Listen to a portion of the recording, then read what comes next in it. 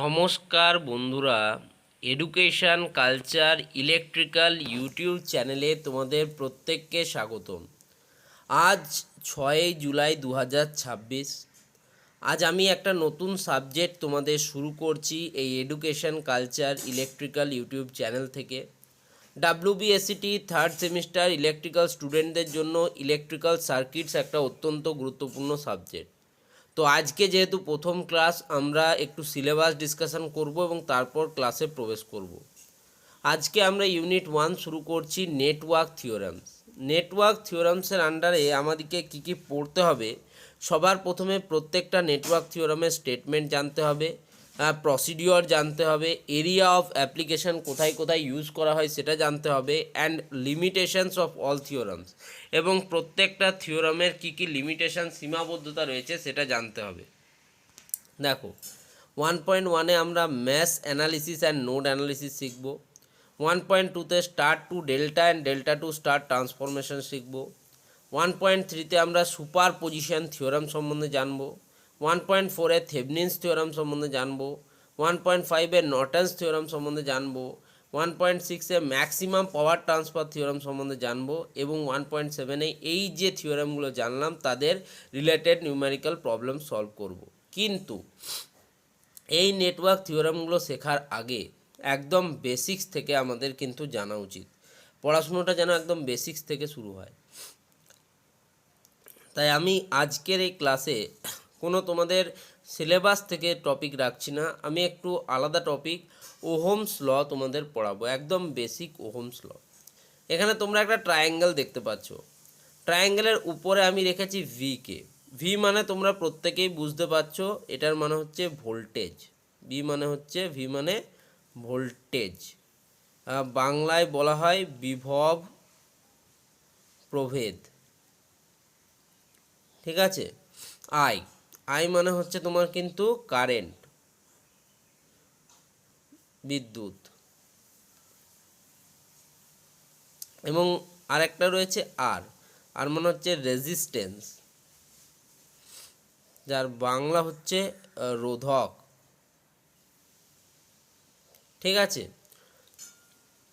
তো ট্রায়াঙ্গেলের উপরে রয়েছে ভি, নিচে রয়েছে আইআর, তাহলে VIR এই তিনটে জিনিস কিন্তু খুব ইম্পর্টেন্ট, তিনটে টার্ম। তো এর মধ্যে রিলেশন কি রয়েছে সেটা নিয়েই আমাদের এই ওহমস ল কিন্তু বলছি।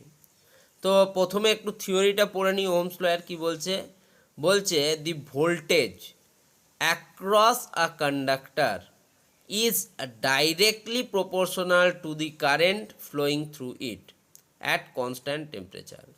বলছে একটি নির্দিষ্ট তাপমাত্রায় কোনো কন্ডাক্টর এর মধ্যে দিয়ে যে ভোল্টেজ রয়েছে এবং সেই কন্ডাক্টরের অ্যাক্রসে যে ভোল্টেজ রয়েছে সেটা তার মধ্যে দিয়ে প্রবাহিত বিদ্যুৎ বা তড়িতের কিন্তু প্রপোর্শনাল হবে, সমানুপাতিক হবে। সমানুপাতিক মানে কি? দু ধরনের হয়। সমানুপাতিক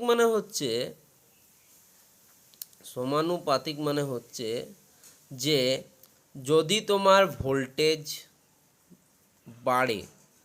বাড়ে, যদি ভোল্টেজ তোমার বাড়ে, তাহলে তোমার যে তড়িৎ রয়েছে, কারেন্ট যেটা রয়েছে, ঠিক আছে, সেটাও বাড়বে। এবং যদি ভোল্টেজ তোমার কমে, ঠিক আছে, যদি ভোল্টেজ তোমার কমে তাহলে তোমার তড়িৎ বা বিদ্যুৎ যাই বলো না কেন, কারেন্ট সেটাও তোমার কমবে, ঠিক আছে। এই কন্ডাক্টর বা পরিবাহীর মধ্যে দিয়ে, ঠিক আছে, কন্ডাক্টর বা পরিবাহীর মধ্যে দিয়ে যদি তোমার ভোল্টেজ থাকে, সেই পরিবাহী দুই প্রান্তে যদি ভোল্টেজ থাকে, তাহলে তার মধ্যে দিয়ে প্রবাহিত যে তড়িৎ সেটা কিন্তু সমানুপাতিক সম্পর্ক স্থাপন করবে। অর্থাৎ ভোল্টেজ বাড়লে কারেন্ট বাড়বে, ভোল্টেজ কমলে কারেন্ট কমবে। এখানে দেখতে পাচ্ছি আমরা একটা কন্ডাক্টর রেখেছি এবং এখানে আমরা একটা ভোল্টেজ সোর্স রেখেছি, ভোল্টেজের উৎস রেখেছি। এবার যেহেতু এখানে ভোল্টেজ রয়েছে তার জন্য কিন্তু তড়িৎ উৎপন্ন হবে বা বিদ্যুৎ উৎপন্ন হবে, এবং সেই বিদ্যুৎটা আমাদের কন্ডাক্টরের মধ্যে দিয়ে পরিবাহিত হবে। এই যে ভোল্টেজ আমাদের রয়েছে এবং এই ভোল্টেজের ফলে এই যে বিদ্যুৎ উৎপাদন হলো বা তড়িৎ উৎপাদন হলো, সেটা কিন্তু যে একদম সুন্দরভাবে কোনো রকম বাধা ছাড়াই কন্ডাক্টর বা পরিবাহীর মধ্যে দিয়ে বেরিয়ে যাবে এমনটা নয়। সে কিছু না কিছু বাধা পাবে, সেটা ইলেকট্রনের জন্য হতে পারে, ঠিক আছে, তো বাধা পাবে। এই যে বাধাটা, এই বাধাটার নাম বিজ্ঞানী জর্জ সাইমন ওহমের অনুযায়ী করা হয়েছিল রেজিস্ট্যান্স, এবং তার যে ইউনিট ধরা হয়েছিল সেটা হচ্ছে ওহম। মানে রেজিস্ট্যান্স মানে হচ্ছে কি, রেজিস্ট্যান্স বলা হচ্ছে it may be defined as the property of a substance, কোনো একটা মৌলের এটা হচ্ছে নিজস্বী একটা ধর্ম, ডিউ টু হুইচ, যে কারণে ইট অপোজেস অর রেস্ট্রিক্ট, এটা বিরুদ্ধাচরণ করে বা আটকিয়ে দেয় দি ফ্লো অফ ইলেকট্রিসিটি, তড়িতের যে পরিবহন বা ফ্লো রয়েছে সেটাকে কিন্তু আটকিয়ে দেয় তার মধ্যে দিয়ে, থ্রু ইট। কোনো বস্তু, ঠিক আছে, বা কোনো মৌলের নিজস্ব ধর্ম এটা রেজিস্ট্যান্স, যে যদি তার মধ্যে দিয়ে বিদ্যুৎ পরিবাহিত হতে চায় তাহলে সে সেটাকে বাধা দেবে বা তার বিরুদ্ধাচরণ করবে, এটাই হচ্ছে তোমার রেজিস্ট্যান্স। এবং এই রেজিস্ট্যান্স যে ইউনিট, রেজিস্ট্যান্সের যে মূল ধারণা বা ইউনিট যেটা, সেটা হচ্ছে কিন্তু ওহম, এবং সেই ওহম এসেছিল বিজ্ঞানী জর্জ সাইমন ওহমের কাছ থেকে, যিনি এই ওহমের সূত্রের প্রবক্তা। তো এখানে আমি দেখতে পাচ্ছি একটা ভোল্টেজ সোর্স রয়েছে, এবং ভোল্টেজ সোর্সের ফলে পরিবাহীতে কিন্তু বিদ্যুৎ উৎপাদন হয়েছে বা তড়িৎ উৎপাদন হয়েছে, এবং তড়িৎটা বাধাপ্রাপ্ত হচ্ছে। তার মানে আমরা তিনটে রাশি পাচ্ছি। কি কি পাচ্ছি? আমরা ভোল্টেজ পাচ্ছি, আমরা কারেন্ট পাচ্ছি, এবং আমরা রেজিস্ট্যান্স পাচ্ছি। তো যদি আমরা ওহমের নিয়ম দেখি তাহলে ওহম বলছেন the voltage across a conductor is directly proportional to the current flowing through it. কোনো কন্ডাক্টরের মধ্যে দিয়ে তার চারিপাশে যে ভোল্টেজ সেটা ডাইরেক্টলি প্রপোর্শনাল হবে কারেন্টের সাথে, তাহলে V is proportional two I, আমি এটা লিখতেই পারি। এবং আমরা জানি যদি আমাদেরকে সমানুপাতিক চিহ্নটাকে তুলতে হয়, সমানুপাতিক চিহ্নটাকে আমাদের তুলতে হয়, তাহলে আমাদের কিন্তু একটা ধ্রুবক আমাদের কিন্তু সংযুক্ত করতে হয়। তো সেই ধ্রুবকটাকেই বিজ্ঞানী জর্জ সাইমন ওহম লিখলেন কিন্তু রেজিস্ট্যান্স আর। তাহলে ভি ইজ প্রপোর্শনাল টু, যদি আই হয় তাহলে V equals to I into R, তো V equals to I R. তার মানে বুঝতে পারলে এখানে আমরা তিনটে টার্ম পেলাম। রেজিস্ট্যান্সকে কি বললাম? রেজিস্ট্যান্স হচ্ছে সমস্ত মৌল বা যৌগের এমন একটি ধর্ম যার ফলে সেটি তার মধ্যে দিয়ে তড়িতের যে পরিবহন সেটাকে আটকায় এবং তার বিরুদ্ধাচরণ করে, এবং এই রেজিস্ট্যান্সের ইউনিট আমি বললাম কিন্তু ওহম। আচ্ছা, বুঝতে পারলে তো? নেক্সট হচ্ছে কারেন্ট। কারেন্ট কাকে বললাম?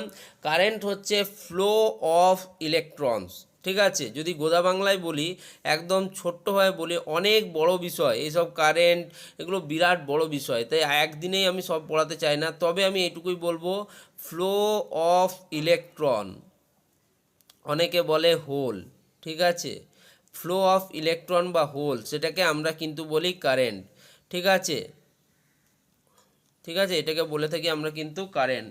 বা I equals to Q into T, এইভাবেও তোমরা দেখতে পারো। এটা আবার কি নতুন সূত্র স্যার? আই মানে হচ্ছে বিদ্যুৎ, আমি বললাম তড়িৎ, বা current equals to Q into T. Q মানে হচ্ছে চার্জ, কিউ মানে হচ্ছে তোমার চার্জ, চার্জকে ইংরেজিতে বাংলাতে বলা হয় আধান। আর টি মানে তোমরা বুঝতেই পারছো, টি মানে হচ্ছে তোমার সময়, ঠিক আছে। অর্থাৎ একক সময়ে কোনো পরিবাহীর মধ্যে দিয়ে কত পরিমাণ চার্জ প্রবাহিত হবে তাকেই আমরা কারেন্ট বা আই বলবো, ঠিক আছে। তাহলে কি বলছে? একক সময়ে, ভালো করে শোনো, একক সময়ে কোনো পরিবাহীর মধ্যে দিয়ে যে পরিমাণ আধান পরিবাহিত হবে তাকে আমরা বলবো কিন্তু কারেন্ট, ঠিক আছে। এবং এই কারেন্টের যে ইউনিট সেটা তোমরা জানো স্ট্যান্ডার্ড, আমাদের 7টা কিন্তু মৌলিক একক রয়েছে তোমরা জানো। তার মধ্যে হচ্ছে ভর কিলোগ্রাম কেজি, ঠিক আছে, সময় সেকেন্ড এস, তড়িৎ প্রবাহ মাত্রা অ্যাম্পিয়ার এ, দীপন প্রাবল্য ক্যান্ডেলা সিডি, ঠিক আছে। তারপরে হচ্ছে তাপমাত্রা, তাপমাত্রা হচ্ছে কেলভিন কে, ঠিক আছে। পদার্থের পরিমাপ মোল এমওএল, ঠিক আছে। তো এইরকম স্ট্যান্ডার্ড আমাদের 7টা যে ইউনিট রয়েছে তার মধ্যে একটা ইউনিট হচ্ছে কারেন্টের, সেটাকে বলা হয় অ্যাম্পিয়ার এবং সেটাকে লেখা হয় এ দিয়ে অ্যাম্পিয়ার। তাহলে আমরা রেজিস্ট্যান্সের ইউনিট পেলাম ওহম, কারেন্টের ইউনিট পেলাম অ্যাম্পিয়ার। তাহলে স্যার ভোল্টেজটা কি? ভোল্টেজ হচ্ছে যে ইলেকট্রনকে পাঠাবার জন্য, ঠিক আছে, ইলেকট্রনকে পরিবাহীর মধ্যে পাঠাবার জন্য বা কারেন্ট উৎপাদন করার জন্য যে ফোর্স আমরা অ্যাপ্লাইড করি তাকে আমরা কিন্তু ভোল্টেজ বলে থাকি। আমি একদম সাধারণ ভাষায় বলছি, তোমরা একদম ভাবো না যে আমি পুরো ব্রিফলি এক্সপ্লেন করব, কারণ এই টপিকটা তোমাদের নয়, তাও আমি জাস্ট বলে দিচ্ছি তোমাদের, ঠিক আছে। তো এটাকেই বলা হয় ভোল্টেজ, ঠিক আছে। এবং এই ভোল্টেজ যেটা রয়েছে তার যে ইউনিট, সেই ইউনিট হচ্ছে তোমার কিন্তু ভোল্ট। ভোল্টেজের ইউনিট হচ্ছে ভোল্ট, ঠিক আছে। ভোল্টেজের ইউনিট হচ্ছে তোমাদের ভোল্ট। তাহলে আমি বোঝাতে পারলাম যে ওহমস ল কী বলেছে। যদি এগুলো সম্বন্ধে তোমাদের আরও ডিটেলসে অধ্যয়ন করার প্রয়োজন পড়ে, যদি মনে হয় যে হ্যাঁ আরও প্রয়োজন রয়েছে, তাহলে তোমরা আমাকে কমেন্টে জানাবে, ঠিক আছে। যেহেতু তোমাদের যদি আমি সিলেবাস অনুযায়ী দেখি, তোমাদের সিলেবাসে কিন্তু ম্যাথ অ্যানালিসিস আর নোড অ্যানালিসিস দিয়ে শুরু করেছে, ঠিক আছে। তাই আমি কিন্তু নেক্সট ক্লাসে এটাই শুরু করব। যদি তোমাদের কারো কোনো প্রশ্ন থাকে এবং তোমরা আরও এরকম ক্লাস চাও যে আউট অফ দ্য বক্স এবং আউট অফ দ্য টপিক প্রশ্ন আসুক, শিখতে পারি, তাহলে অবশ্যই কিন্তু কমেন্ট করে জানিও। ধন্যবাদ।